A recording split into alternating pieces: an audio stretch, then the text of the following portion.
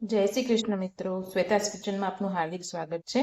તો આજે આપણે બનાવવાના છીએ ગણપતિજીના પ્રિય મોદક, પણ એક નાનકડા ટ્વિસ્ટ સાથે. આજે હું બનાવવાની છું રસમલાઈ મોદક. તો ચલો રેસીપીની શરૂઆત કરીએ. જેના માટે મેં થોડી પ્રિપરેશન કરી લીધેલી છે. એના માટે એક વાટકી ભરીને મેં મિલ્ક પાવડર લીધેલો છે, 100 ગ્રામ પનીર લીધેલું છે, થોડું દૂધ લીધું છે, પિસ્તા, બદામ, કાજુની કતરણ લીધેલી છે, 15 થી 17 ગુલાબની પાંદડીઓને પાણીથી 2 થી 3 વાર ચોખ્ખી ધોઈ કોટનના કપડામાં લૂછી અને એને ઝીણી સમારી લીધી છે. ગુલાબની પત્તીઓને ધોવી ખૂબ જ જરૂરી છે, કારણ કે એમાં ઝીણી ઝીણી જીવાતો બહુ હોય છે. એટલે યુઝ કરતા પહેલા એને સારી રીતે પાણીથી ધોઈ અને કપડાથી સાફ કરી લેવી. કેસરનું પાણી લીધેલું છે, થોડું બુરું ખાંડ લીધી છે અને 8 થી 10 ઇલાયચીનો પાવડર લીધેલો છે. હવે પનીરને મિક્સર જારમાં લઈ થોડા જીરા ટુકડા કરી નાખશું.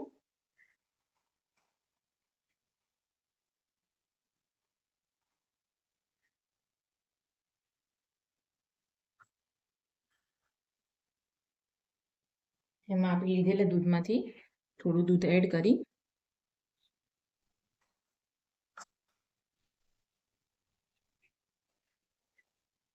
અને ક્રશ કરી લઈશું, પેસ્ટ બનાવી લઈશું. પનીર અને દૂધના મિશ્રણને આપણે સારી રીતે ક્રશ કરી લીધું છે. હવે એને એક કઢાઈમાં કાઢી લઈશું.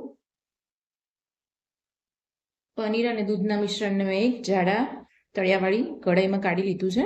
તમારી પાસે નોનસ્ટિક વાસણ હોય તો એ યુઝ કરવું વધારે સારું રહેશે, પણ અત્યારે મેં એલ્યુમિનિયમની જાડી કઢાઈમાં કાઢી લીધું છે.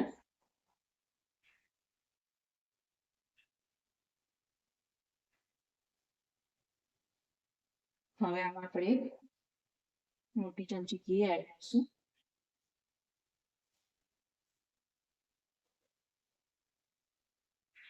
આજે મિલ્ક પાવડર આપણે લીધું હતું એ એડ કરશું.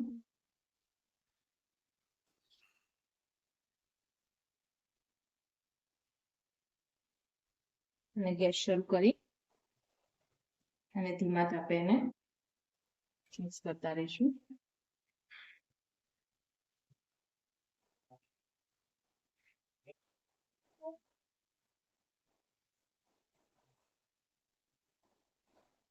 સમય જે આપણે બાકી બચાવેલું દૂધ હતું એ બી એમાં એડ કરશું.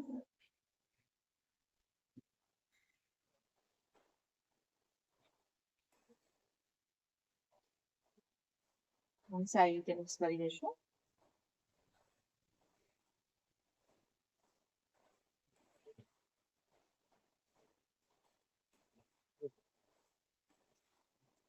અને ધીમા તાપે હલાવતા રહીશું.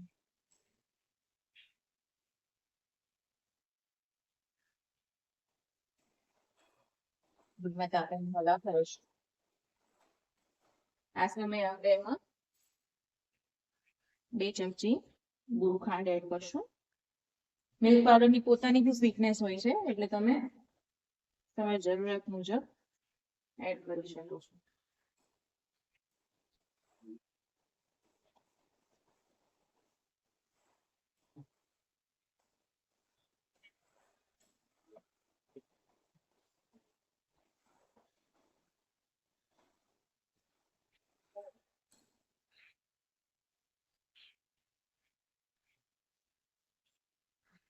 હવે આપણે એમાં આપણે બનાવેલું સેફ્રોન વોટર એડ કરી દઈશું.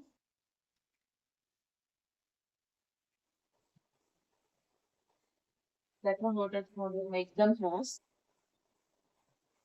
કલર આવી જશે.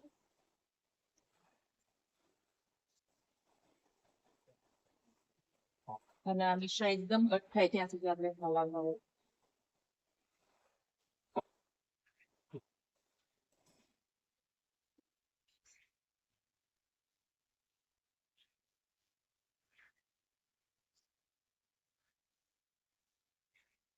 આપણું મિશ્રણ હવે થોડું ઠીક થવા માંડ્યું છે. એની સાથે હલાવ કરે છે, જેથી એ સાઈડમાં તૂટી ના જાય અને એમાં ગાંઠા ન પડે.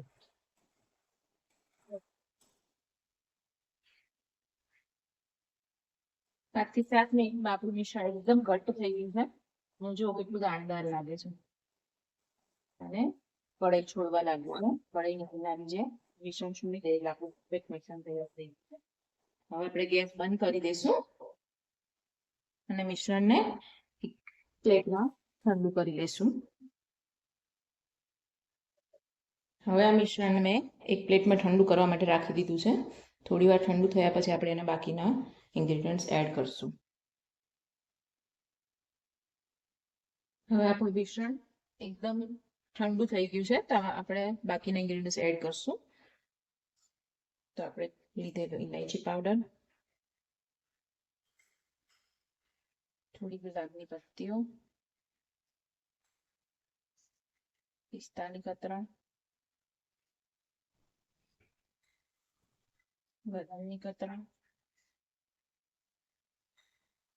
કાજુની કતરણ એડ કરીને બધું સારી રીતે મિક્સ કરી લઈશું.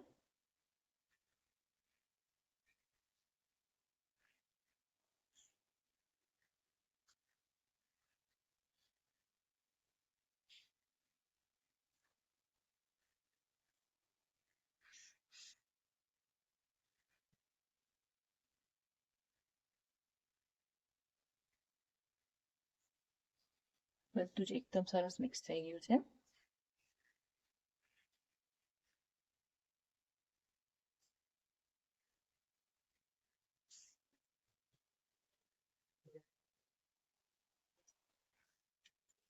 હવે મેં એક આ રીતનું મોદક મોલ્ડ લીધું છે, જેને મેં ઘીથી સારી રીતે ગ્રીસ કરી લીધું છે. તો આ મોલ્ડથી આપણે આ મિશ્રણના મોદક બનાવશું.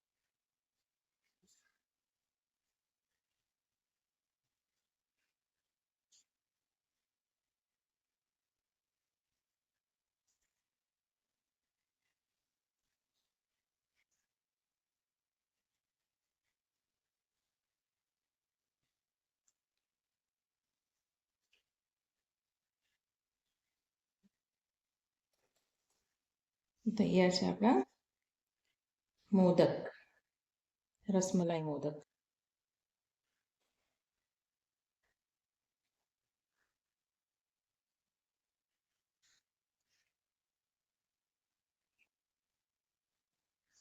આ રીતે આપણે બધા જ મોદક બનાવી લીધા છે અને એને સિલ્વર ફોઇલથી ગાર્નિશ કરી લીધા છે. તો તૈયાર છે આપણા મોદક.